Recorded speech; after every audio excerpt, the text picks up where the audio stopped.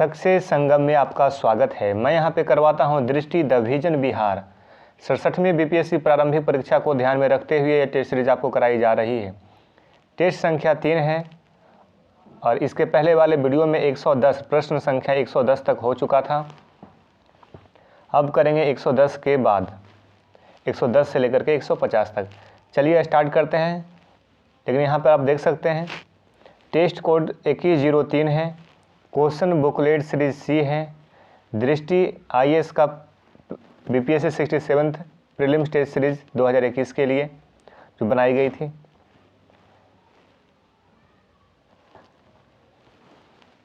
Question number 111, संविधान के निम्नलिखित प्रावधानों में से किसमें संसद के विशेष बहुमत एवं राज्यों की सहमति द्वारा ही संशोधन किया जा सकता है। तो ये है आपका 5वीं अनुसूची आधिकारिक भाषा का उपयोग 7वीं अनुसूची के अंतर्गत कोई भी सूची। 7वीं अनुसूची के अंतर्गत कोई भी सूची को संसद के विशेष बहुमत एवं राज्यों की सहमति द्वारा संशोधन किया जा सकता है। चलिए इसका थोड़ा विस्तार देख लेते हैं। संसद के विशेष बहुमत एवं राज्यों की सहमति द्वारा ही निम्नलिखित प्रावधानों में संशोधन किया जा सकता है। राष्ट्रपति का चुनाव एवं इसकी प्रक्रिया में संशोधन किया जा सकता है। संघ एवं राज्यों की कार्यकारी शक्ति का विस्तार, सर्वोच्च न्यायालय एवं उच्च न्यायालय में संघ राज्यों के मध्य विधायी शक्तियों का वितरण, वस्तु एवं सेवा कर परिषद में। 7वीं अनुसूची का कोई भी सूची संसद के राज्यों का प्रतिनिधित्व, संविधान एवं उसकी प्रक्रिया में संशोधन के लिए संसद की शक्ति 368, ये सारे जो प्रावधान हैं इसमें संशोधन किया जा सकता है। जिसमें ऑप्शन आपका दिखाई पड़ रहा था 6 नंबर वाला, 7वीं अनुसूची का कोई भी सूची को संसद द्वारा विशेष बहुमत और राज्यों की सहमति से संशोधन किया जा सकता है। यहाँ से क्वेश्चन बनने की संभावना रहेगी, इसलिए यहाँ से यहाँ तक आप स्क्रीनशॉट ले लीजिए। ठीक है।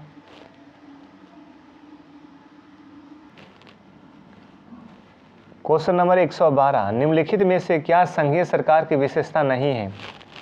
कठोर संविधान, स्वतंत्र न्यायपालिका, लिखित संविधान, सर्वोच्च की सर्वोच्चता, ये सारे विशेषता संघीय सरकार की है, इसलिए इसका आंसर ई होगा। विस्तार देखिए इसका।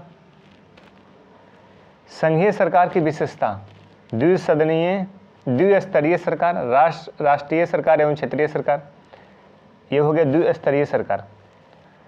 लिखित संविधान, ये संघीय सरकार की विशेषता है। राष्ट्र एवं क्षेत्रीय सरकारों के मध्य शक्तियों का विभाजन संघीय सरकार की विशेषता है। संविधान की सर्वोच्चता संघीय सरकार की विशेषता है। कठोर संविधान, ये भी संघीय सरकार की विशेषता है। स्वतंत्र न्यायपालिका संघीय सरकार की विशेषता है। द्विसदनीय विधायिका संघीय सरकार की विशेषता है। तो ये सारे विशेषता संघीय सरकार की, ध्यान में रखिए, इंपॉर्टेंट है, यहाँ से क्वेश्चन बनाने की संभावना है।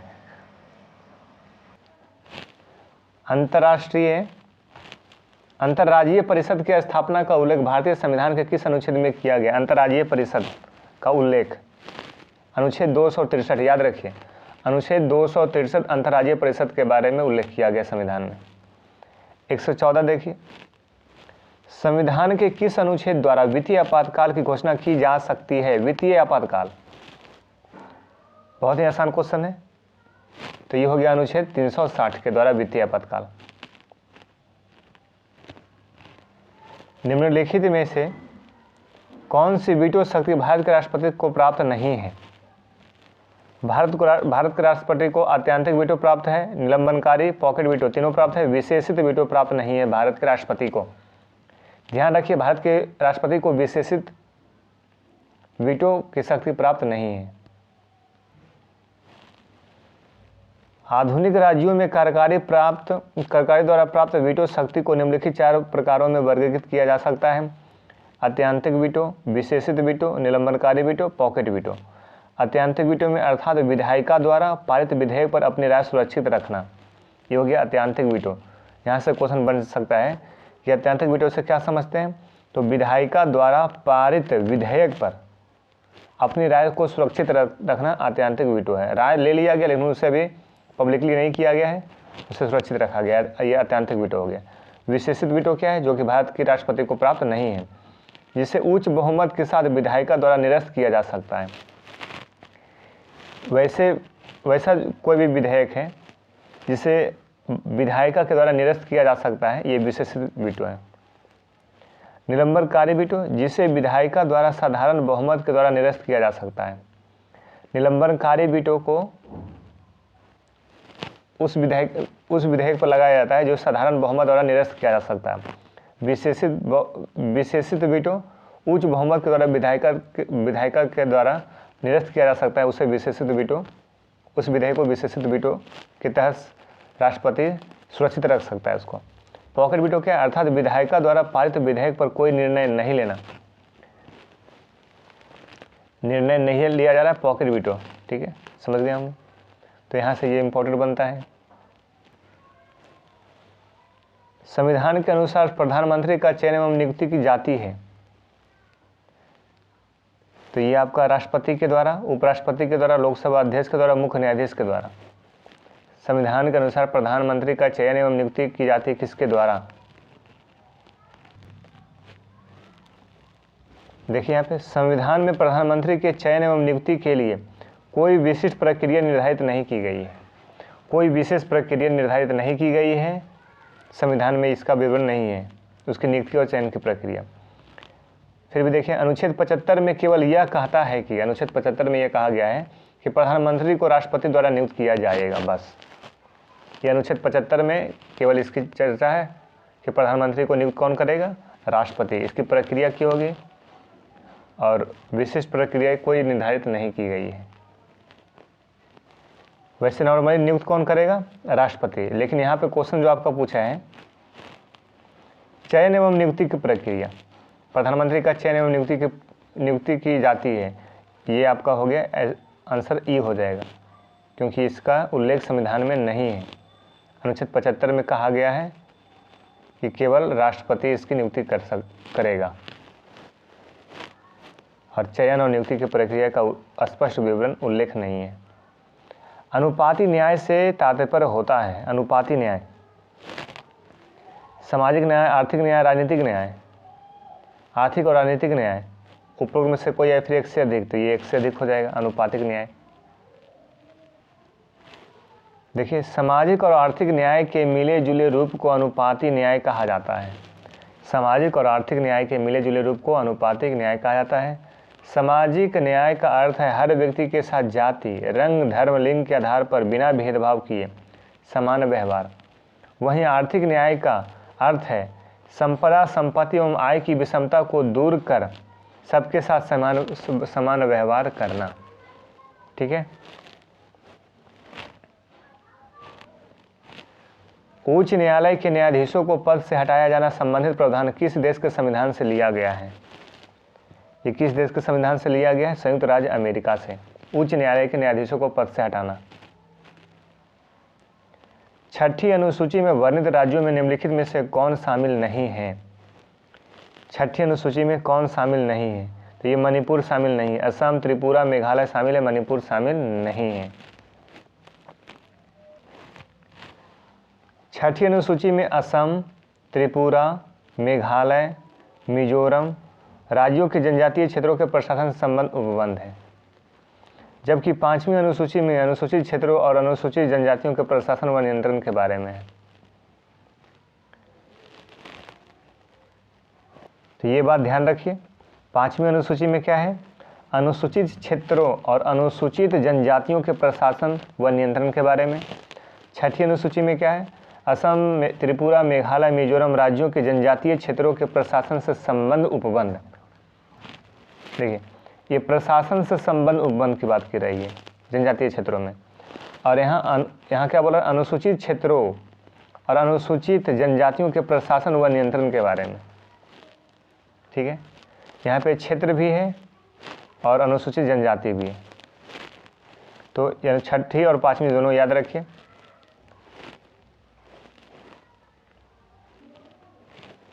निम्नलिखित युगों में से कौन सा सम्मिलित नहीं है? प्रारूप समिति, अम्बेडकर, सही है। और उसके बाद मौलिक अधिकार उप समिति सरदार वल्लभ भाई पटेल, डाउट है। प्रक्रिया नियम समिति राजेंद्र प्रसाद, सही है। फिर उसके बाद संघीय संविधान समिति जवाहरलाल नेहरू, ये भी सही है। क्वेश्चन पूछा कौन सा सही नहीं है, तो मौलिक अधिकार उप समिति का उप समिति कौन थे, सरदार वल्लभ भाई पटेल हैं। JB कृपलानी थे। मौलिक अधिकार उप समिति किसके साथ सम्मिलित है, JB कृपलानी, सरदार वल्लभ भाई पटेल ने, गलत होगा। तो ये आपका आंसर आपका बी होगा। चलिए एक बार देख लेते हैं इसका विस्तार। मौलिक अधिकार उप समिति के अध्यक्ष JB कृपलानी थे, ठीक है।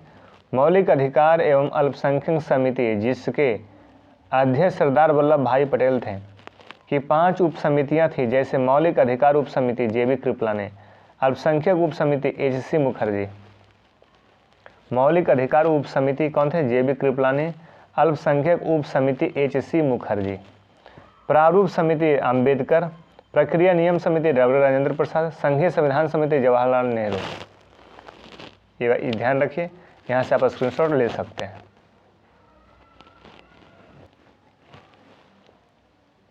क्वेश्चन नंबर 121, संविधान के किस भाग को भारत का मैग्ना कार्टा की संज्ञा दी जाती है, मौलिक अधिकार को। प्रोटेम स्पीकर 122, प्रोटेम स्पीकर सामान्यतः किसे नियुक्त किया जाता है, तो प्रोटेम स्पीकर पिछली लोकसभा के अध्यक्ष को, पिछली लोकसभा के उपाध्यक्ष को, नव निर्वाचित लोकसभा के वरिष्ठतम सदस्यों में से किसी एक को। ये सही है, आंसर सी होगा। राष्ट्रपति के अध्यादेश जारी करने की शक्ति किस अनुच्छेद के तहत वर्णित है, 1, 2, 3, अनुच्छेद 123। उपराष्ट्रपति के चुनाव में निम्नलिखित में से किसकी भागीदारी होती है। उपराष्ट्रपति के चुनाव में राज्यसभा लोकसभा के सभी सदस्य की भागीदारी होती है, ये ध्यान रखिए। केवल किसकी भागीदारी होती है, राज्यसभा और लोकसभा के सभी सदस्य की भागीदारी होती है। निर्वाचित मनोनीत सभी सदस्य लेते हैं भाग इसमें। निम्नलिखित युगों में से कौन सा सही सुमेलित है। 40 में कर्मचारियों को निर्वाह वेतन, 45 में नागरिकों के लिए समान नागरिक संहिता, अनुच्छेद 43B में सहकारी समितियों को प्रोत्साहन, अनुच्छेद 47 में कृषि एवं पशुपालन का संगठन। चलिए इसका एक बार विस्तार देख लेते हैं अच्छे से। भारतीय संविधान के भाग 4 के अनुच्छेद 36 से 51 के बीच राज्य की नीति निर्देशक तत्वों का उल्लेख किया गया 36 से 51। इसी के अंतर्गत अनुच्छेद 40 जो है ग्राम पंचायतों का गठन करता है, वहाँ पे गलत बता दिया था 40 के बारे में। अनुच्छेद 45 में बाल पूर्व देखभाल तथा 6 वर्ष की आयु के बच्चों की शिक्षा, अनुच्छेद 47 में पोषाहार है, जीवन स्तर है, सुधारने संबंधी प्रावधान वर्णित है। विकल्प सी सही है। तो यहाँ पर देख लीजिए आप, 40 कर्मचारियों के निर्वाह का वेतन, ये गलत है, ग्राम पंचायतों से संबंधित है। 45 नागरिकों के समान नागरिक संहिता से संबंधित नहीं है। 45 जो है बाल पूर्व को ध्यान देना है, 6 से 14 वर्ष के आयु के बच्चे को स्वस्थ और देखभाल शिक्षा देना है। और अनुच्छेद 43 भी सहकारी समितियों को प्रोत्साहन, ये याद रखिए, अनुच्छेद 43 भी सहकारी समितियों को प्रोत्साहन। अनुच्छेद 47 कृषि एवं पशुपालन से संगठन सम्मिलित नहीं है। भारतीय संविधान के में संशोधित वर्णित है, अनुच्छेद 368 में संविधान संशोधन वर्णित है, अनुच्छेद 368 में। निम्नलिखित में से कौन संघीय व्यवस्था की विशेषता है। संघीय व्यवस्था की विशेषता है दोहरी सरकार, लिखित संविधान, संविधान की सर्वोच्चता, स्वतंत्र न्यायपालिका, सभी है। तो आंसर आपका ये हो जाएगा। भारतीय संविधान के किस अनुच्छेद के तहत वित्त आयोग के गठन की बात की गई है।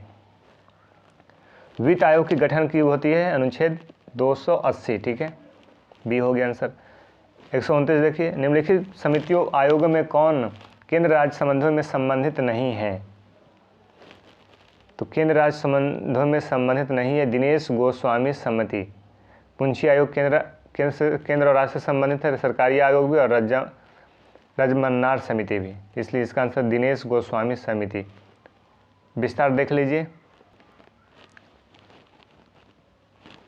केंद्र राज्य संबंधों को मजबूत करने हेतु सरकार द्वारा समय समय पर कई समितियां यथा रजमन्नार समिति 1969 में, सरकारी आयोग 1983 में, एम पुंछी आयोग 2007 का गठन किया गया था। पुंछी आयोग, सरकारी आयोग, रजमन्नार समिति सारा केंद्र राज्यों के संबंध को मजबूत करने से संबंधित है।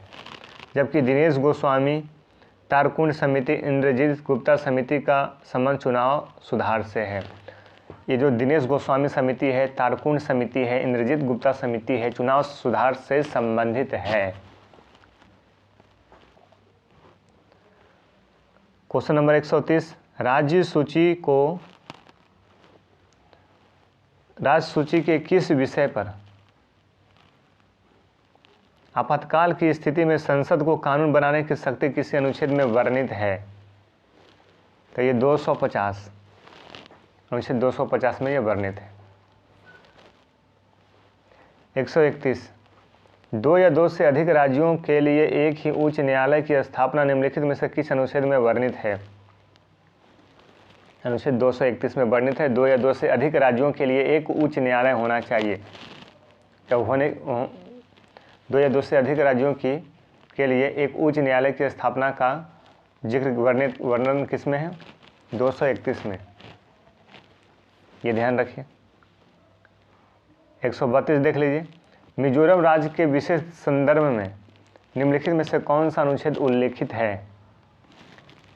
तो मिजोरम के लिए है 371 का जी, याद रखिए 371 का जी मिजोरम के लिए है, विशेष संदर्भ में उल्लेख करता है मिजोरम के बारे में। इसका विस्तार में आप देख सकते हैं यहाँ पे, भारतीय संविधान के कुछ विशेष राज्यों के विशेष दर्जा अनुच्छेद के माध्यम से दिया गया है। उदाहरण के लिए जम्मू कश्मीर को 370 के तहत दिया गया था, 371 के तहत महाराष्ट्र को तथा गुजरात को 371। वहीं अनुच्छेद 371 का नागालैंड से संबंधित है। 371 का किससे? नागालैंड से। 371 ख असम राज्य से, 371 ग मणिपुर से, आंध्र प्रदेश के लिए 71 घ या तेलंगाना राज्य के संबंध में 371 अंगा के लिए आंध्र प्रदेश, सिक्किम के लिए 371 छ मिजोरम के लिए। फिर इसी प्रकार से अरुणाचल प्रदेश के लिए 371 ज, अनुच्छेद 371 झ गोवा के लिए, 371 न कर्नाटक से संबंधित विशेष उपबंध करता है, यानी विशेष राज्य का दर्जा प्रदान किया गया। इस संविधान में इसका जिक्र है। तो यहाँ से आप स्क्रीनशॉट ले सकते हैं, कभी कभार एक क्वेश्चन यहाँ से दे सकता है आपको। तो मिजोरम 371 जी। 133 देखिए, भारतीय संविधान का अनुच्छेद 351 में वर्णित है। 351 में हिंदी भाषा के विकास के लिए निर्देश दिया गया है। हिंदी भाषा के विकास के लिए निर्देश दिया गया है 351 में। बंगाल का गवर्नर जनरल निम्नलिखित में से किस अधिनियम द्वारा भारत का गवर्नर जनरल बना?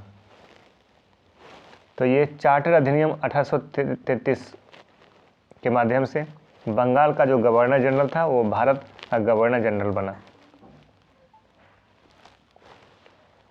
समझिए विस्तार से, चार्टर अधिनियम 1833 के तहत बंगाल के गवर्नर जनरल को भारत का गवर्नर जनरल बना दिया गया। लॉर्ड विलियम बेंटिंग 1828 से 33 तक रहे थे, भारत के गवर्नर जनरल थे। प्रथम गवर्नर जनरल थे लॉर्ड विलियम बेंटिंग, जिन्होंने बंगाल के गवर्नर जनरल से भारत का गवर्नर जनरल बनाया गया था बेंटिंग को। 1833 के चार्टर से ही मद्रास तथा मुंबई के गवर्नरों को विधायिका संबंधी शक्ति से वंचित कर दिया गया। ईस्ट इंडिया कंपनी की एक व्यापारिक निकाय के रूप में की जाने वाली गतिविधियों को समाप्त कर दिया गया था। सिविल सेवकों के चयन हेतु खुली प्रतियोगिता का आयोजन शुरू करने का प्रयास किया गया। भारतीयों को किसी पद, कार्यालय और रोजगार को हासिल करने से वंचित नहीं किया जाएगा, ऐसी बात की गई थी। देख लीजिए इसे। चलिए स्टार्ट। क्वेश्चन नंबर 135, एक ही व्यक्ति को 2 या 2 से अधिक राज्यों का राज्यपाल बनाने संबंधी प्रावधान किस संविधान संशोधन के द्वारा किया गया है? एक ही व्यक्ति 2 या 2 से अधिक राज्यों का राज्यपाल बन सकता है, किस प्रावधान में, किस संशोधन के माध्यम से ये किया गया था? तो 7वां संविधान संशोधन के माध्यम से ये किया गया था। विस्तार देखें इसका। भारतीय संविधान के भाग 6 के अनुच्छेद 153 से 162, 153 से 162, 153 से 162 में राज्यों का राज्यपाल का प्रावधान है। अनुच्छेद 153 में कहा गया, क्या कहा गया है कि प्रत्येक राज्य के लिए एक राज्यपाल होगा, परंतु एक ही व्यक्ति को 2 या 2 से अधिक राज्यों का राज्यपाल नियुक्त किया जा सकता है। प्रत्येक राज्य का राज्यपाल होगा और एक व्यक्ति को 2 या 2 से अधिक राज्यों का राज्यपाल नियुक्त किया जा सकता है। 153 में कहा गया है। उल्लेखनीय है कि एक ही व्यक्ति को 2 या 2 से अधिक राज्यों के राज्यपाल बनाने संबंधी प्रावधान 7वें संशोधन अधिनियम 1956 द्वारा किया गया था। और एक ही व्यक्ति को 2 या 2 से अधिक राज्यों का राज्यपाल बन जाएगा, किस अधिनियम के द्वारा किया गया था? 1956 में एक अधिनियम आया था, 7वें संविधान संशोधन अधिनियम के द्वारा। 21वां संविधान संशोधन 1967, इसके तहत सिंधी भाषा को संविधान की 8वीं अनुसूची के अंतर्गत 15वीं भाषा के रूप में शामिल किया गया। ठीक है, 21वां संविधान संशोधन जो 1967 में हुआ था, इसमें सिंधी भाषा को संविधान की 8वीं सूची के अंतर्गत 15वीं भाषा के रूप में डाल दिया गया था, सिंधी को। 31वां संविधान संशोधन 1973, इसके अंतर्गत संविधान के अनुच्छेद 381 में संशोधन कर लोकसभा के सदस्यों की संख्या 525 से बढ़ाकर 545 कर दिया गया।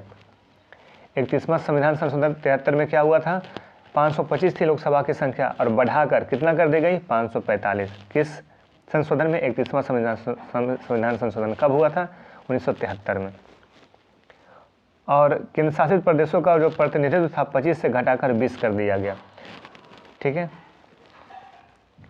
51वां संविधान संशोधन 2003, इसके द्वारा 10वीं अनुसूची में संशोधन कर दल बदल व्यवस्था को और कड़ा किया गया। दल बदल व्यवस्था यहाँ पर को मजबूती दी गई। अब केवल संपूर्ण दल के विलय को मान्यता मिली थी यहाँ पर। इसके द्वारा अनुच्छेद 75, अनुच्छेद 164 में संशोधन कर मंत्रिपरिषद का आकार भी नियत किया गया। अब केंद्र तथा राज्यों में मंत्रिपरिषद की सदस्य संख्या लोकसभा विधानसभा की कुल सदस्य संख्या का 15% से अधिक नहीं होगा। जो मंत्रिपरिषद में सदस्य संख्या होगी लोकसभा या फिर विधानसभा में, कुल सदस्य संख्या का 15% से अधिक नहीं होगा। किंतु जहां सदन की सदस्यता की संख्या 40 से उससे कम है वहां अधिकतम 12 होगी। ये भी बात कहा दिया गया था कि जहां सदन की सदस्य संख्या 40 या उससे कम है, 40 सदस्य हैं किसी भी सदन में, लोकसभा या फिर विधानसभा में, तो वहाँ पे अधिकतम कितना होना चाहिए? तो अधिकतम बताया गया था कि 12 होना चाहिए। 40 में से 12 मंत्रिपरिषद बनाए जा सकते हैं। तो 51वां संविधान संशोधन दल बदल को से संबंधित है। 15% सदन का 15% मंत्रिपरिषद में होगा। 51वां संविधान संशोधन 2003 में बताया गया था। 31वां संविधान संशोधन 73 में क्या बताया गया था कि 525 से 545 कर दी गई थी लोकसभा सीट और केंद्र शासित प्रदेशों का जो प्रतिनिधित्व था वो 25 से 20 कर दिया गया था घटा करके। फिर 21वां संविधान संशोधन 1967 में जो हुआ था, इसमें क्या किया गया था? तो सिंधी भाषा को 8वीं अनुसूची में डाल दिया गया था और सिंधी भाषा 15वीं भाषा के रूप में शामिल हुई थी। और भाग 6 में, संविधान के भाग 6 में 153 से 162 तक किसका जिक्र है? राज्यपाल का प्रावधान है।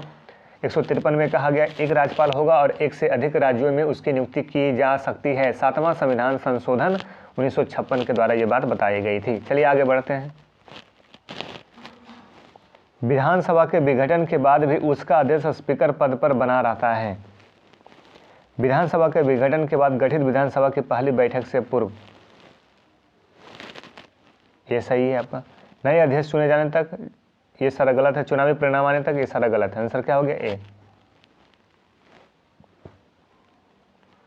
लोकसभा महासचिव किसके प्रति उत्तरदायी होता है? महासचिव किसके प्रति उत्तरदायी होता है? तो ये लोकसभा अध्यक्ष के प्रति उत्तरदायी होता है। ठीक है, सचिव किसके लिए काम करता है? किसके लिए उत्तरदायी होता है? सचिव अध्यक्ष, नाम सुना? सचिव अध्यक्ष, अध्यक्ष सचिव, यानी कि जो सचिव है वो अध्यक्ष के प्रति उत्तरदायी होगा। निम्नलिखित राज्यों में से कहाँ पर ग्राम पंचायत है? तो मेघालय, नागालैंड, मिजोरम, और ये सब तो 6ठी अनुसूची में। चलिए, गोवा जो है आपका, यहाँ पे ग्राम पंचायत है, याद रखिए। गोवा में ग्राम पंचायत है। गोवा में ग्राम पंचायत है, याद रखिएगा। चलिए 139, निम्नलिखित में से कौन भारत की संचित निधि पर भारित व्यय नहीं होता है? संचित निधि पर भारित व्यय नहीं होता है। ऑप्शन है राज्यसभा के सभापति और उपसभापति के वेतन एवं भत्ते, सर्वोच्च तथा उच्च न्यायालय के न्यायाधीशों की पेंशन, भारत के नियंत्रक महालेखा परीक्षक के वेतन भत्ते और पेंशन, उच्च न्यायालय के न्यायाधीशों के पेंशन एवं भत्ते। कौन सा आंसर होगा?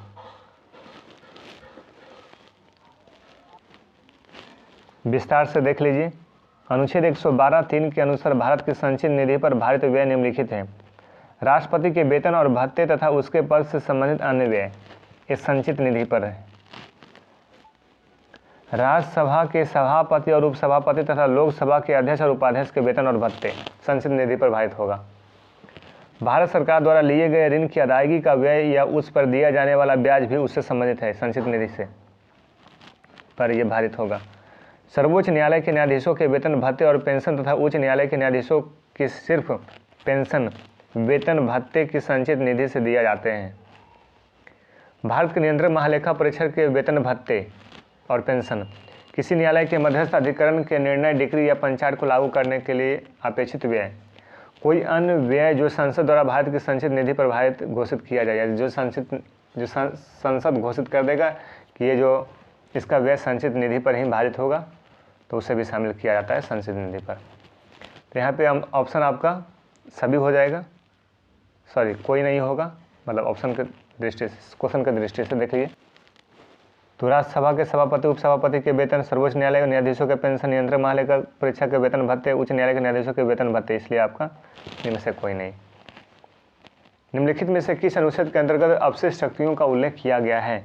अपशिष्ट शक्तियों का उल्लेख 248 अनुच्छेद 248 अपशिष्ट शक्तियाँ। अपशिष्ट शक्तियाँ किसके पास होती है? तो एक केंद्र के पास होती है अपशिष्ट शक्तियाँ। 141 देखिए, भारत के निर्वाचन आयोग के क्या कार्य हैं? इसे थोड़ा विस्तार से समझ लीजिए। भारतीय संविधान के अनुच्छेद 324 के तहत निर्वाचन आयोग के बारे में उपबंध किया गया है। 324 निर्वाचन आयोग के बारे में जिक्र है।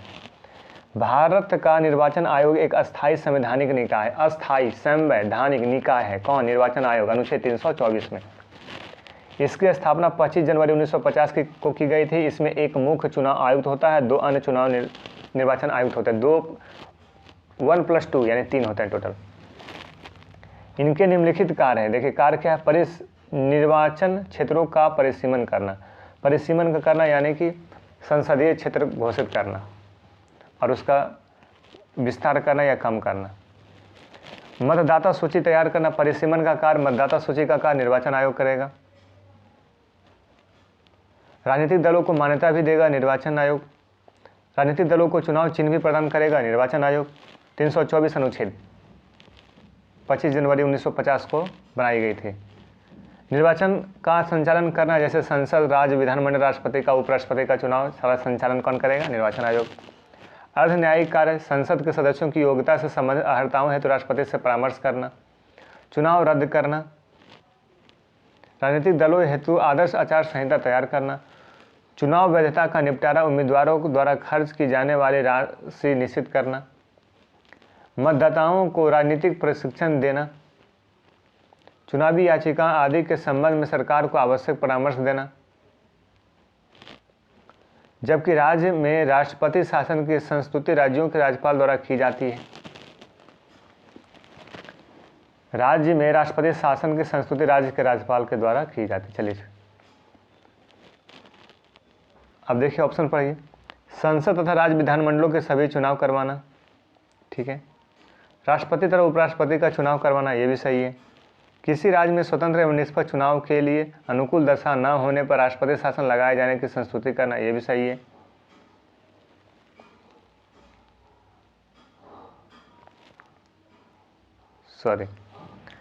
निर्वाचन सूचियां तैयार करने के कार्य का निरीक्षण, निर्देशन एवं नियंत्रण। इसमें तो आपका ऑप्शन जो है केवल ये गलत लग रहा है। राष्ट्रपति शासन लगाए जाने की संस्तुति करना, ये राज्यपाल करता है, बाकी सब तो सही है। बाकी एक बार खुद आप देख लीजिएगा। वैसे यहाँ पे आंसर आपका ई दे रहा है और कोई एक गलत कौन सा है? संसद और राज्य विधानमंडलों के सभी चुनाव करवाना, ये राज्य विधानमंडल का सभी चुनाव करवाना सही तो है। एक बार आप लोग खुद से एक बार अच्छे से गौर कर लीजिएगा, क्योंकि इसका आंसर ही देता है, लेकिन आपका सी तो गलत होगा, लेकिन और कौन गलत है, ठीक है। चलिए अगला क्वेश्चन देखते हैं। एक बार आप लोग इसको चेक कर लीजिएगा। ओके, सिंधी को किस संविधान संशोधन के माध्यम से 8वीं अनुसूची में शामिल किया गया था? सिंधी को बताइए इसका आंसर क्या होगा। 21वां संविधान संशोधन के द्वारा इसे शामिल किया गया था 15वीं भाषा के रूप में। निम्नलिखित कथनों में से कौन सा राज्यसभा के विषय में सही है। राज्यसभा के विषय में सही है। राज्यसभा का कार्यकाल 5 वर्ष का होता है, गलत। 6 वर्ष का, 2 वर्षों के बाद इसके 2/3 नहीं 1/3, ये भी गलत। सदस्यों का कार्यकाल समाप्त हो जाता है। इसके सदस्य 25 वर्ष से कम आयु के नहीं होंगे। इसके संविधान के अनुच्छेद 80 में इसके गठन का प्रावधान है, ये सही है। तो आंसर इसका डी हो जाएगा। यहाँ पर न्यूनतम आयु कितना दिया गया है, 25 वर्ष नहीं 30 वर्ष, तो ये भी गलत होंगे, ये भी गलत, ये भी गलत। सही आपका हो गया डी। संविधान का अनुच्छेद 80 में इसके गठन का प्रावधान है। कोई भी संविधान संशोधन 144 देख लीजिए। कोई भी संविधान संशोधन कानून भारतीय सर्वोच्च न्यायालय द्वारा असंवैधानिक घोषित किया जा सकता है यदि वह वर्तमान द्विसदनीय संघीय व्यवस्था के स्थान पर 3 स्तरीय व्यवस्था स्थापित करता हो, विधि के समसमानता के अधिकार को भाग 3 से हटाकर संविधान में अन्यत्र कहीं रखता हो, ये सही है। तो इसका आंसर क्या होगा, बी। आगे और ऑप्शन देख लीजिए। कार्यकारिणी की सदस्य व्यवस्था के स्थान पर अध्यक्ष व्यवस्था का रखता हो,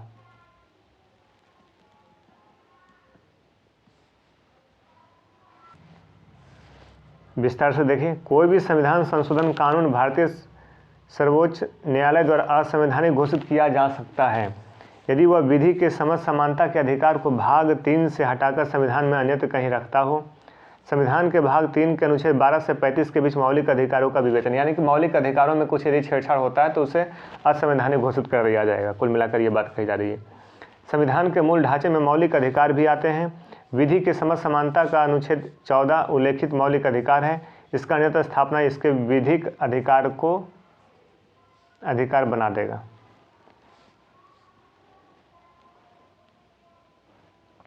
यही बताया जा रहा है कि जो समानता का अधिकार है यदि किसी और कहीं और रख देंगे, मौलिक अधिकार के पार्ट से अलावा कहीं और रख देंगे तो इसे विधिक अधिकार बना देगा। और विधिक अधिकार मौलिक अधिकार में अंतर होता है। मौलिक अधिकार 12 से 35 तक बताया गया है भाग 3 में।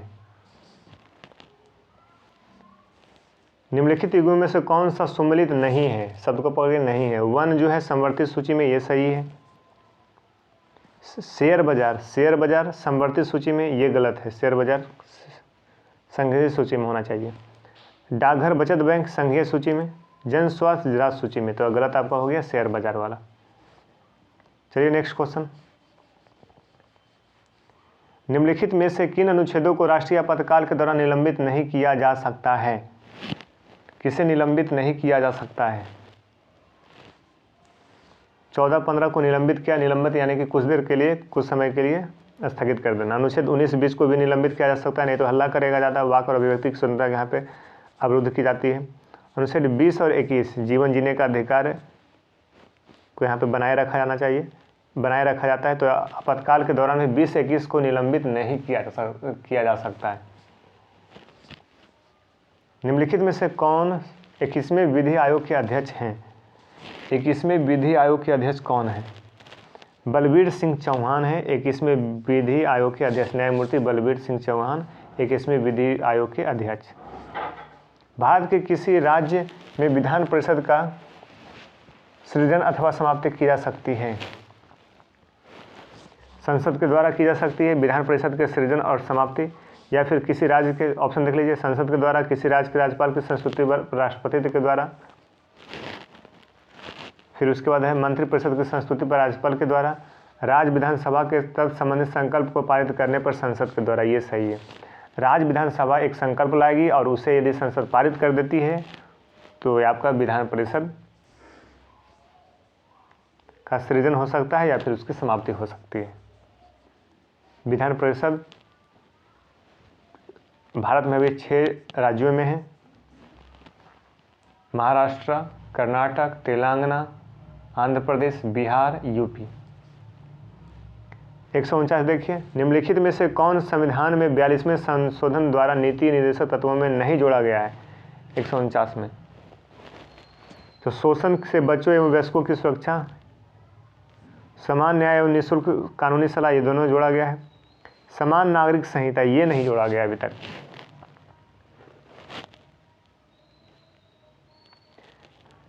बयालीसवें संशोधन द्वारा नीति निर्देशक तत्वों में नहीं जोड़ा गया, मतलब बताया जा रहा है कि जो 42वें संविधान संशोधन हुआ था उसमें नहीं जोड़ा गया था। तो शोषण से बच्चों एवं वयस्कों की सुरक्षा जोड़ी गई थी, समान न्याय एवं निःशुल्क कानूनी सलाह भी जोड़ा गया था, उद्योग के प्रबंधन एवं श्रमिकों की भागीदारी ये भी जोड़ा गया था। समान नागरिक संहिता को 42वें संशोधन के द्वारा नहीं जोड़ा गया था। विस्तार इसका देख लीजिए। अनुच्छेद 44 में समान नागरिक संहिता के विषय में प्रावधान है। 44 समान नागरिक संहिता जो संविधान के मूल प्रवर्तन के समय से ही विद्यमान है। 42वें संविधान संशोधन 1976 के द्वारा 4 नए नीति निर्देशक तत्व जोड़े गए थे। 42वें संविधान संशोधन में जो 1976 में हुआ था उसमें 4 नीति निर्देशक तत्व जोड़े गए थे। शोषण से बच्चों एवं वयस्कों की सुरक्षा 39 समान न्याय निःशुल्क कानूनी सलाह 39 उद्योग के प्रबंधन में श्रमिकों की भागीदारी, पर्यावरण का संरक्षण एवं वन जीवों की सुरक्षा, ये चारों आपको जोड़े गए थे। और आपका समान नागरिक संहिता इसमें नहीं जोड़ा गया था। ठीक है, अब देखिए 50, भारतीय संविधान के बृहद होने के क्या कारण हैं। इसमें विस्तृत प्रशासकीय प्रावधान है, एक बड़े देश के शासन से संबंधित है। इसमें संघ तथा राज्य दोनों सरकार का संविधान है। संविधान में बार बार हुए संशोधन हैं। तो संविधान भारत के संविधान को विस्तृत रूप में यानी बड़ा होने का क्या कारण है, इसका आप आंसर दीजिए। इसका आंसर आप कमेंट में दीजिए। यदि सब हम करा देंगे तो आप क्या कीजिएगा, ये क्वेश्चन आप भी कर लीजिए। ठीक है, इसी प्रकार से वीडियो को आप देखते रहिए। वीडियो को 2 से 3 बार देखिए, जहाँ जरूरत पड़े स्क्रीनशॉट लीजिए, नोट्स बनाइए। मिलते हैं अगले वीडियो में। और ये टेस्ट सीरीज़ दृष्टि का टेस्ट सीरीज़ संख्या 3 समाप्त होता है। अगले वीडियो से हम लोग स्टार्ट करने वाले हैं सेट नंबर 4। ठीक है, ओके बाय, थैंक यू।